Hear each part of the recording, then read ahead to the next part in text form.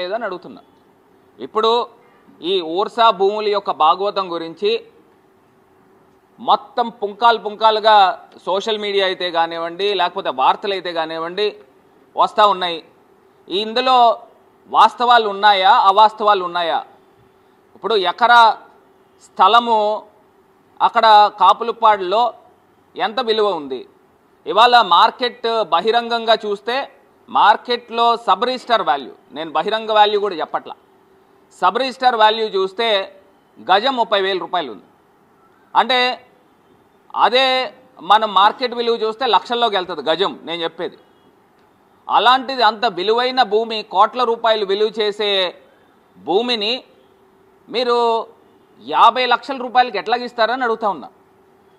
మరి ఇది కుంభకోణం కాదా అని అడుగుతా ఉన్నా.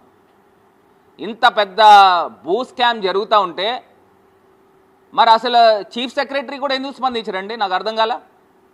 అసలు స్పందించాల్సిన అవసరం ఉందా లేదా అని అడుగుతా ఉన్నా. ఇప్పుడు అసలు ఈ కుంభకోణం ఏంటి, అసలు ఏ రకంగా ఇది జరిగిందనేది ఒక్కసారి మనం దీంట్లో పిక్చర్లోకి వెళ్దాం. అదేవిధంగా 99 పైసలకి భూమి ఇచ్చేయడం ఏంటండి? నాకు అర్థం కాల.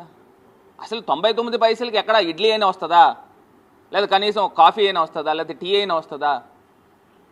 అసలు 99 పైసలకి వేల కోట్ల రూపాయలు విలువ చేసే భూమిని ఏ రకంగా దారాదత్తం చేస్తారు?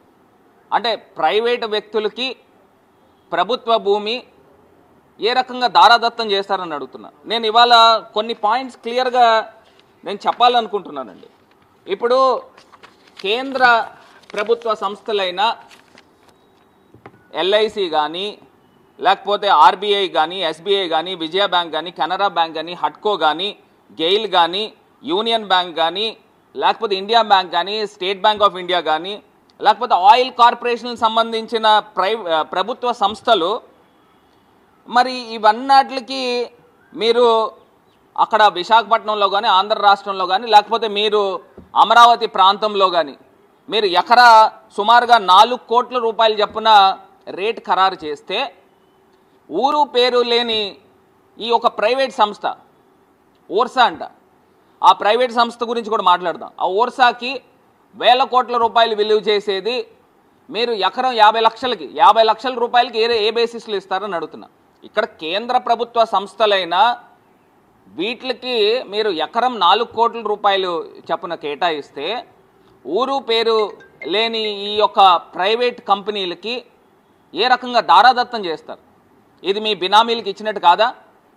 అసలు దీని చరిత్రలోకి వెళ్తే ఒక్కసారి ఇంకా ఇది కాకుండా చివరికి దేశ రక్షణ వ్యవహారాల్లో అత్యంత కీలకమైన ఇండియన్ ఆర్మీకి సైతము మీరు ఎకరం 1 కోటి రూపాయలకి కేటాయించిన సంగతి మర్చిపోబాకండి.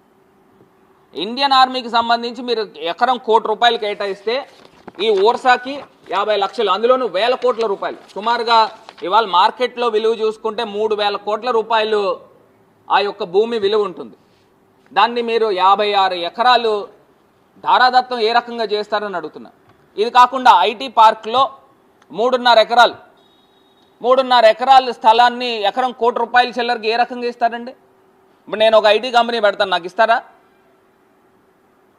నేను ఐటీ కంపెనీ, నాకు చాలామంది ఫ్రెండ్స్ ఉన్నారు, ఇస్తారా?